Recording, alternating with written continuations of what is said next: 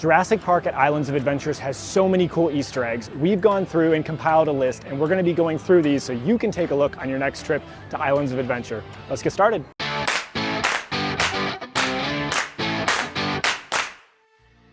We have made it to these beautiful gates. Let's get started. Our first Easter egg is at River Adventure. This is the boat ride that takes you through Jurassic Park. Before we actually get on the ride though, we're going to take a look in the queue line because there is a very big Easter egg. As you enter the River Adventure line, you're going to see this diorama. I like to call this the what could have been Easter egg. If you can't tell, this is a big diorama of Jurassic Park at Islands of Adventure. Now the cool thing about this is if we zoom in, we're going to see some familiar attractions like Camp Jurassic, the Visitor Center, and the Triceratops paddock, which has since closed. Next to Camp Jurassic is a ride called Jeep Safari, and this is a ride that was actually never built. It's where Kong is today. Helicopter Tours was going to be a simulator-style ride that allowed you to fly through Jurassic Park. Unfortunately, this wasn't built either. Moving along, we are going to go to what is physically the biggest Easter egg in Jurassic Park.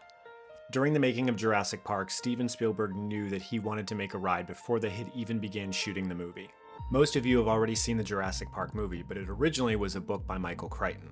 The book and the movie tell the same underlying story, but at times are vastly different from each other. For example, in the movie, John Hammond is a warm and loving grandfather. In the book, he's just grouchy and rude. A scene that was never fully translated out of the book and into the movie was the Jungle River cruise.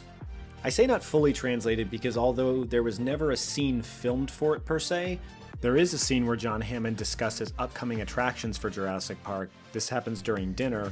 As he's talking, there's a projector that's cycling through all these pieces of concept artwork, and one of those is the Jungle River Cruise. That being said, when Universal gave Steven Spielberg the green light to do a theme park attraction at Universal Studios Hollywood, the Jungle River Cruise scene in the book was actually used as a template to design the ride. They kept details like a dinosaur knocking into the boat. In the book, it's the T-Rex that does it. In the ride here, it's going to be the Parasaurolophus. Up next, we're going to talk about some props that were actually used in the movie. This is a 1993 Ford Explorer. This is straight from Isla Nublar. This was screen used in the movie. This is the car that held Ellie Sattler, Ian Malcolm, and Alan Grant. And while this car has been repainted a few times over the years, I can assure you, she's the one. We're going to find our other screen used prop at the Discovery Center. Does this fossilized T-Rex look familiar? It should. That's right, ladies and gentlemen, this is the T-Rex that was hanging in the Visitor Center. Up next is a tribute to the one and only Alan Grant. When you walk into the Discovery Center, on the left side from the top level, there's a store called the Dino Store. Once you're actually inside the store, take a look on the top shelves above all the merchandise and you're going to see a book. The book is called Dinosaur Detectives and it was written by Dr. Alan Grant. Throughout the first part of the movie, you'll actually see Tim holding this book multiple times trying to get Alan's attention. A bonus Easter egg, if you actually look in that same store, you're going to find Nick Van Owen's camcorder from The Lost World. While they look identical and are the identical model, I don't think it's a screen-used prop. This next one has to do with Lex Murphy and the Jurassic Park Ford Explorer. In the movie, the Ford Explorer is the vehicle that our guests use to journey throughout Jurassic Park. This is a fully self-driving, all-electric vehicle. After all, John Hammond spares no expense, except on things like safety. When you're in the Discovery Center, walk out onto the balcony and you're going to see the lagoon and Veloca Coaster. There's going to be a mural in front of you that says Jurassic Park. This is a callback to the screensaver that was shown while Lex is inside the car playing with the computer. You're also going to see the same image when Hammond gives his presentation on the miracle of cloning. Our next Easter egg comes from Mr. Dennis Nedri himself. On the bottom level of the Jurassic Park Discovery Center, there is a hatchery. Inside the hatchery, you're going to find Dennis Nedri's Barbasol can. This is, of course, what Dennis tried to store the embryos in and escape off the island with. Unfortunately, that did not pan out for him. We have a few more Easter eggs to show here. We have park maps that were shown in the movie. We have amber, we have raptor claws, we have lysine. Remember, all the dinosaurs on the island were bred lysine deficient, so if they ever escaped off the island and weren't given lysine, they would just slip into a coma and unalive. Staying in the hatchery, you're going to see a toy gorilla hanging from the pipes. This, of course, is a nod to King Kong. On those same pipes, you're going to see the Carnotaurus from the Disney movie Dinosaur. This is a Happy Meal toy that came out during the release, and yes, you can call me a nostalgic millennial. I'm okay with it.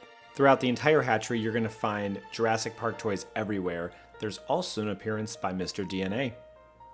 Alright, we are going to switch gears to Jurassic World. Our next Easter egg is right outside of Veloca Coaster. Once you get into the Veloca Coaster area, you're going to look for 2 statues of Velociraptors. This is a tribute to the Dueling Dragons roller coaster, which closed in 2017 to make way for Hagrid's motorbike. This was a fan favorite, so it's no surprise to see there's a tribute to it at the Veloca Coaster. For our next Easter egg, we are going to head into the Veloca Coaster queue line. As you move forward in the line, there's going to be statues of raptors, TVs, and light bars. Pay attention to the color of the light bars. In the first Jurassic Park movie, Mr. DNA is introduced as an animated character that explains the process of cloning. In Veloca Coaster, Mr. DNA comes back and gives a safety briefing and also explains how to use the lockers. Right before Mr. DNA comes on screen, the light bars will mimic his colors, almost to imply that he's moving off of the walls and onto the screen. Moving along through the line, we have another Easter egg, and this one is from the first Jurassic Park movie. When you get into the room that lets you watch the coasters take off, look for a tray. On this tray, along with a behavior report, is a cup of water. This is a callback to the cup of water that starts to ripple as the T-Rex approaches the vehicle and eventually escapes the paddock. The reason there's ripples in this cup is because on the other side of this wall, there's Velociraptors running around. Moving throughout the line, we have another book find. Inside these cages, you're going to find a book by Dr. Ian Malcolm. The book is called How the World Will End, and you're going to find this in Jurassic World Dominion. Inside this cage, you're going to find another copy of Dinosaur Detectives by Alan Grant, and you're also going to see all sorts of really cool props. We have one more Easter egg before we actually get on the ride, and it is some posters. As you're getting ready to put all your belongings in a locker, you're going to walk down this hallway that has all of these posters. These posters are going to include things like the Gyrosphere and Tyrannosaurus Rex Kingdom. It's also going to have a coming soon poster for the Indominus Rex. It says coming soon because technically in the movie the attraction hadn't opened. The Easter egg is going to come into play when you look at Pteranodon flyers and the River Adventure poster. Both of these are real attractions at Islands of Adventure. We have one final Veloca Coaster Easter egg, and this is one that you can actually see on the ride, and it's actually an egg. The story of the Veloca Coaster is that InGen wanted to create a thrilling new experience that would let guests run through the raptor paddock safely without getting hurt. While you're on the ride, if you take a look at these rocks, you're going to see some eggs.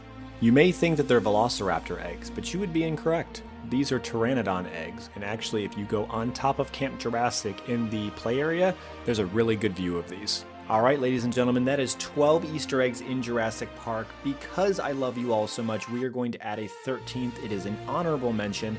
For this one, we're going to head back into the Discovery Center. On the ground floor of the Discovery Center, we're going to look along the walls and we are going to see all of these murals. These are a callback to the Visitor Center in the first Jurassic Park movie. While the mural in here and in the movie are different, the resemblances are unmistakable. I want to thank you all so much for watching. If you haven't already, please consider subscribing and leave us a thumbs up. That really helps out. Let us know in the comments what your favorite Easter egg is or if we missed any. We'll see you in the next one. Bye everyone.